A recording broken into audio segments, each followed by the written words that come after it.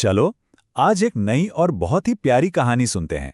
ये कहानी है एक छोटी सी लड़की की जिसका नाम था तारा। एक सुबह जब सूरज की किरणें चमक रही थी, तारा स्कूल जाने के लिए तैयार हो रही थी। अरे वाह, देखो तो जरा, ये है तारा का कमरा। कितना प्यारा है ना? सूरज की रोशनी भी आ रही है। लेकिन अरे ये क्या? यहाँ तो सारा सामान बिखरा पड़ा है। खिलौने यहाँ, कपड़े वहाँ। आपको क्या लगता है इतनी सारी चीजों के बीच में क्या खो सकता है? सोचो तो। तारा स्कूल की यूनिफॉर्म तो पहन रही थी, पर उसके चेहरे पर ना एक बड़ी सी चिंता थी। ऐसा लग रहा था जैसे उसकी कोई बहुत ही जरूरी चीज मिल नहीं रही। और तभी तारा ने थोड़ी परेशान होकर अपनी मम्मी को आवाज लगाई। उसकी आवाज में थोड़ी सी घबराहट थी। पता है क्यों? क्योंकि उसके जो सबसे प्यारे वाले गुलाबी जूते थे ना, वो कहीं मिल ही नहीं रहे थे। कमरे के बाहर से ही मम्मी ने बहुत प्यार से जवाब दिया। उन्होंने तारा को समझाया, बेटा, जब कमरा इतना फैला होता है तो चीजें तो खो ही जाती हैं। अब तो तारा और भी परेशान हो गई। वो अपने जूते ढूंढने के लिए कमरे में इधर उधर देखने लगी।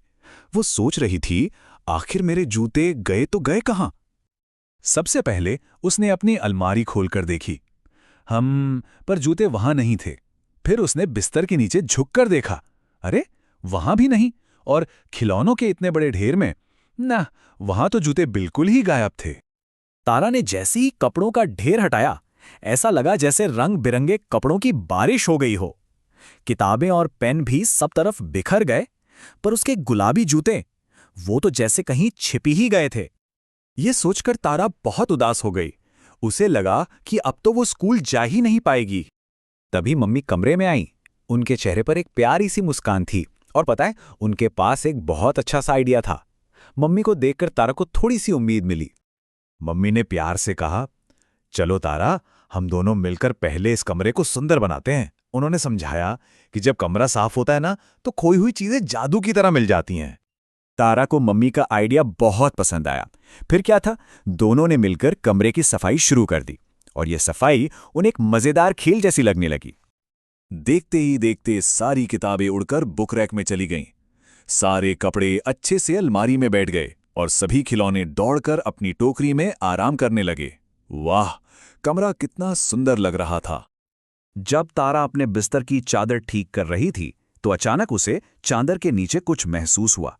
अरे, वहां क्या हो सकता है? कोई अंदाजा लगा सकता है? और जैसे ही उसने चादर उठाई, अरे वाह, उसके प्यारे गुलाबी जूते वहीं चमक रहे थे। तारा इतनी खुश हुई कि वो जोर से चिल्लाई, मिल गए, मिल गए, और खुशी से कूदने लगी। आप देखो, तारा के चेहरे पर कितनी बड़ी मुस्कान है। उसने अपने साफ सुथरे कमरे को देखा और उसे बहुत अच्छा महसूस हुआ। आज तारा ने एक बहुत जरूरी और अच्छी बात सीखी थी। उसे कहते हैं जिम्मेदारी। इसका मतलब बहुत आसान है, अपनी चीजों का खुद ध्यान रखना। तारा ने मन ही मन एक वादा किया कि आज के बाद वो अपनी सारी चीजें हमेशा उनकी सही जगह पर रखेगी।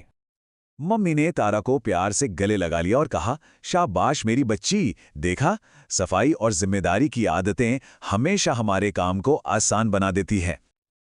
और इस कहानी से हमें यही प्यारा सा सबक मिलता है, जब हम अपनी चीजों को संभालकर और सही जगह पर रखते हैं, तो हमारा जीवन भी बहुत आसान और सुंदर बन जाता है।